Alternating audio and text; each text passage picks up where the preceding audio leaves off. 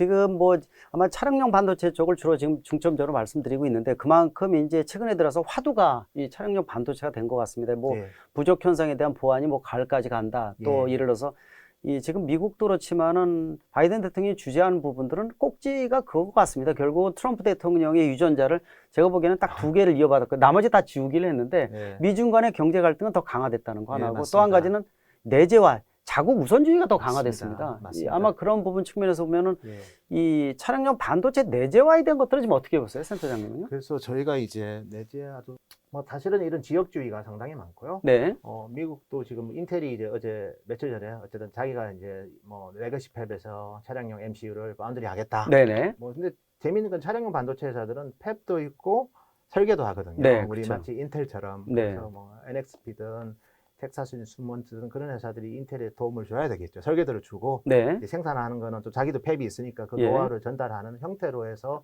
좀 내재할 수도 있을 것 같은데 다만 이제 저는 이제 기존에 아주 사실 CPU랑 MCU랑은 비교가 안 되지 않습니까? 네, 그쵸. CPU는 엄청난 반도체고 MCU는 정말 어떻게 보면 되게 마이너한 제품인데 네. 근데 이제 미국의 인텔이 그게만 만족할지는 좀 저도 의심이 가고요.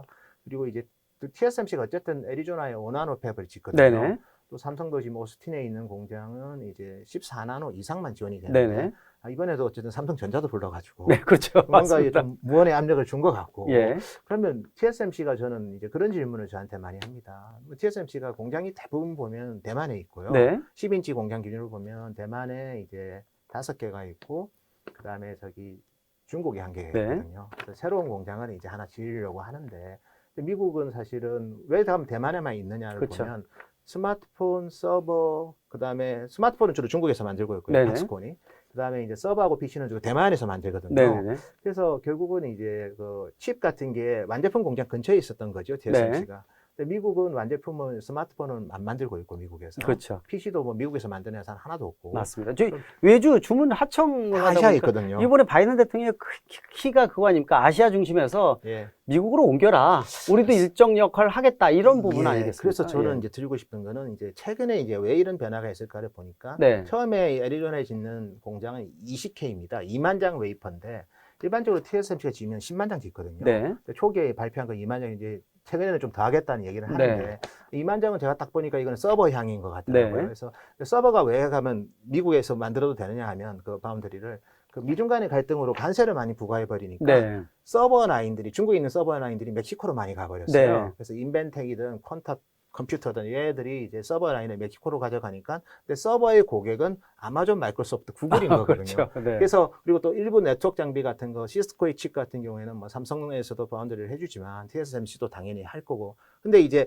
더 지르려는 거는 뭔가 제가 봐도 자동차와 연관이 있다고 네. 봐요. 그렇죠. 왜냐하면 테슬라가 자율주행을 하는데 테슬라 자체가 이제 뭐 구독 경제부터 데이터 컴퍼니를 맞습니다. 지향한다고 하고 뭔가 스마트 차징에 다양한 이제 자동차 이해 영역으로 확장을 하려고 하는데 그러면 자동차가 좀 더 효율적으로 전호를 써야 되고 전력의 효율성을 제고를 해야 되고 그러면 이제 완성차 회사들은 다 미국에 많지 않습니까? 맞습니다. 현대 예. 기아차도 우리 미국 뭐 조지아랑 엘라바마에 예. 있고 그래서 자동차가 7나노, 5나노 반도체가 컴퓨팅 쪽에서 필요하다면 네네. 이 미국에 첨단 반도체 공장이 있어야 되는 거거든요. 맞습니다. 그래서 예. TSMC도 부르고 삼성도 부르지 않았나 생각이 들고 그들 입장에서도 스마트폰하고 PC 공장은 아시아에 있으니까 네. 그쪽은 아시아의 공장, 바운드리 공장이 있고 자동차용, 미래차용 자동차용 바운드리 공장은 미국에 있는 게 맞는 거고. 그래서 아마 최근에 이 바이든 대통령이 나서서 하는 것도 이제 반도체 부족 현상에 대한 것들도 있지만 예. 미래에 대한 어떤 미국의 주도권에 대한 부분들을 확보한다는 측면이 더 예. 강한 것 같아요. 그래서 예. 특히 뭐 GM, 포드, 크라이슬러 같은 빅3가 미국 기반으로 있기 때문에 예, 예. 거기에 들어가는 반도체만큼은 예. 이 하이테크는 아니더라도 어느 정도는 우리가 유지하겠다라는 이런 키를 많이 지은 것 맞습니다. 같아요. 예. 예. 그래서 기존의 완성차도 있고 그다음에 이제 저는 이제 테슬라가 어쨌든 간에 하드웨어 4.0은 5나노에서 만들겠다. 네네. 예. 그 말은 차에 있는 그 CPU, GPU, NPU가 무지 바쁘다는 거거든요. 네, 그쵸. 무지 바쁘다는 거는 전력 소모를 엄청 해가지고 그렇죠. 운행할 때 써야 될 배터리를 엉뚱한 데 쓴다는 거죠. 그쵸. 컴퓨팅에. 맞습니다. 그러니까 결국은 이제 시링크를 더 시키는 칩의 시링크를 더 시키는 쪽으로 테슬라도 지향을 하고 있기 때문에 테슬라가 5나노 컴퓨팅 반도체를 차에 탑재를 네. 하면 뭐 GM이든 뭐 우리 또 현대차든 다 네. 따라갈 거고 실제로 아우디 같은 경우에는 이제 삼성의 이제 엑시노스 오토를 지금 뭐 하여튼 아주 미세화된 칩을 하만을 통해서 탑재를 했고요. 네네네. 그다음에 이제 NXP 같은 경우에도 지금 아까 제가 언급드렸던 TSMC의 ADP 그 플랫폼에 따라서 5나노 제품을 이제 NXP가 이제 차량용 네네. 5나노를 만드는 거 보면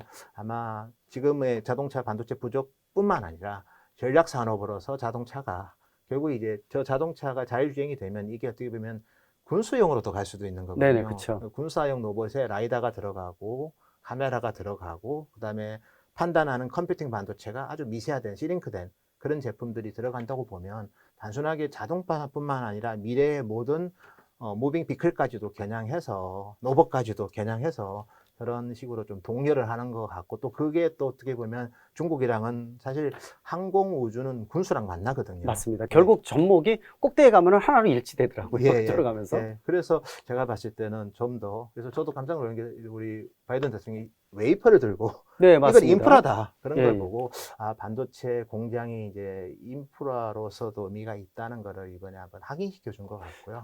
그거 보게 되면은 제가 보기에는 그런 부분인 것 같습니다. 예를 들어서 삼성전자나 SK 하이닉스 같은 경우에는 사실 하이테크 쪽이지 않습니까? 근데 예. 이제 차량용 반도체는 어떻게 보면은 미디엄 밑으로 이 맞습니다. 테크 기술이기 때문에 그래서 예. 그런 측면에서 보면은 이번에 바이든 대통령 주도하면서 진행이 되면은 미래 모빌리티 쪽은 결국은 하이테크 쪽에 이 반도체가 차량용 반도체 쪽으로 들어가고 예, 그 예. 관련된 기술도 확보가 돼야 된다는 논리가 아니겠습니까? 예. 보시기 어떠세요? 그래서 저희가 또 준비한 자료가 있는데요. 네. 인피니언 자료인데요. 네.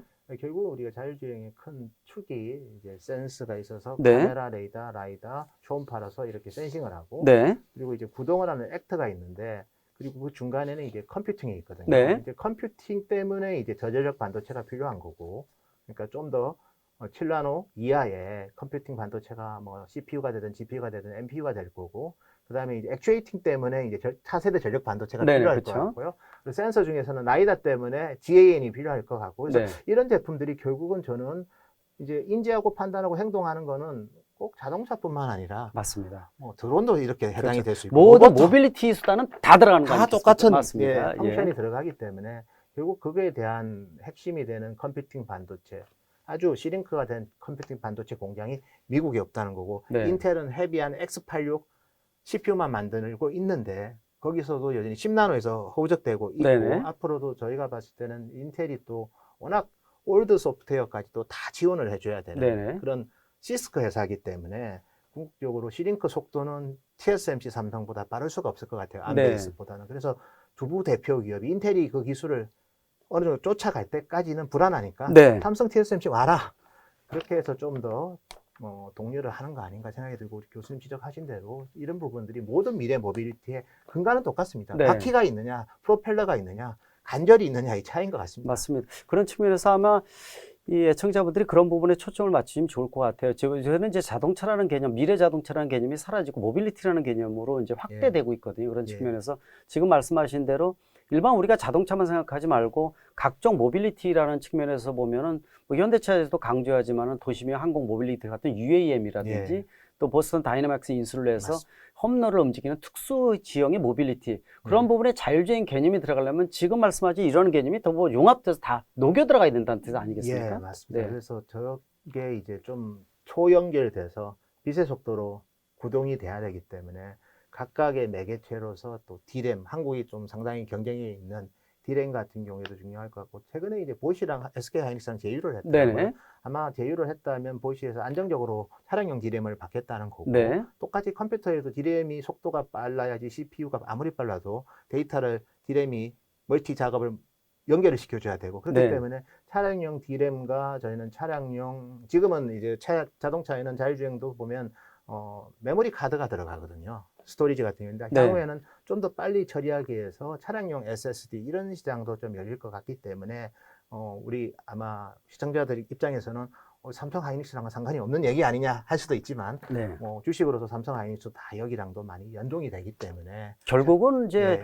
말씀하신 취지 자체가 모빌리티 쪽으로 모든 글로벌 기업 관련이 융합이 된다 이런 뜻으로 좀 들리고요. 예, 예. 그다음에 결국은 앞으로 이종 간의 결합이 더 많아지고 합종 영역도 많아질 거 아니겠습니까? 아마 예. 그런 부분들 초점을 봐주시면 더 좋을 것 같은데요. 예, 그래서 저희가 봤을 때는 이제 그런 쪽의 이종 간의 이제 결합을 위해서 결국은 이제 칩을 설계하는 회사도 있을 네. 거고, 그거를 이제 생산해서 아이디어 있는 거를 제품화 시키지 않으면 무의미한 맞습니다. 기술이기 때문에 지금은 이제 자율주행을 보면 아이디어 있는 회사들이 주로 주가가 많이 가고 있고, 네네. 뭔가 뭐 미래를 마치 혼자 블랙홀처럼 과거 애플처럼 마치 휴대폰 시장을 다 삼킬 것 같은 뭐 네. 테슬라도 있지만 또 우리 결국은 삼성도 지금 더 볼륨 기준으로 1등을 하고 맞습니다. 있거든요. 그래서 지금은 네. 이제 이런 아이디어를 갖는 팹리스 회사들이 지금은 네. 그런 부분에서 그 매개체 역할을 할 것 같고, 이제 그런 아이디어를 결국은 매스 프로덕션 하는 거는 또 생산 기업들이거든요. 네네. 그래서 이제 파운드리 회사들까지도 그런 역할을. 그래서 이거는 우리 이종의 산업끼리의 어떻게 보면 연결을 하는 거고,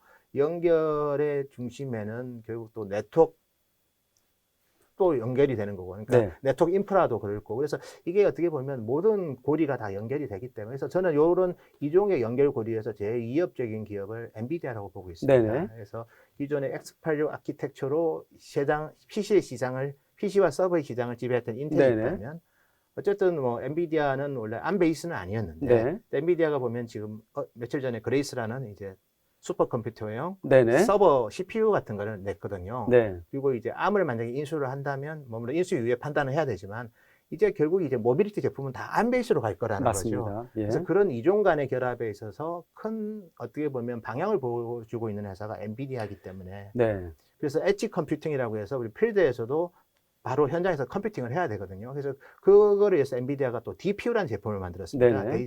데이터 프로세싱 유닛이라는 제품을 만들어서 결국은 이종 간의 결합을 초연결해서 아주 정확하게. 그렇죠. 에러 없이. 말씀하시도 엔비디아 자체가 모든 것의 연결점의 중앙 부위에 보통 있더라고요. 예, 보면은 맞습니다. 예전에 뭐 알려진 데 GPU라든지 이런 포인트가 많이 있었는데 최근에 들어와서는 자동차 관련 반도체 하게 되면 엔비디아가 중심점에 항상 있는 거 보니까 여러 엔비디아가 예, 있어요. 맞습니다. 그래서 그걸 한번 예, 청자분들이 지금 주목해서 보시면 더 좋을 것 예, 같아요. 저 그래서 엔비디아를 단순하게 우리가 뭐 데이터 센터, 그 다음에 그래픽 카드, 엔비디아 사업 보고서, 뭐 분기 실적을 보면 게이밍, 그 다음에 데이터 센터를 네. 많이 강조하지만 그 이면에 있는 오토모티브가 오히려 훨씬 더 커질 것 같아요. 네네네. 그리고 예. 그런 두 가지를 오토모티브가 다 흡수해 버릴 것 같아요. 네. 그리고 그 매개체로서 엔비디아 자체적으로도 디바이스 CPU를 만들고 있지만 결국은 이제 암을 인수함으로써 그게 완전히 구체화돼 버리거든요. 네네네. 그래서 그런 부분을 봐야 되고, 그러면 인텔은 하루아침에 이제 망가지느냐? 아마 인텔도 그렇지 않기 위해서 많은 노력을 할 거고, 그래서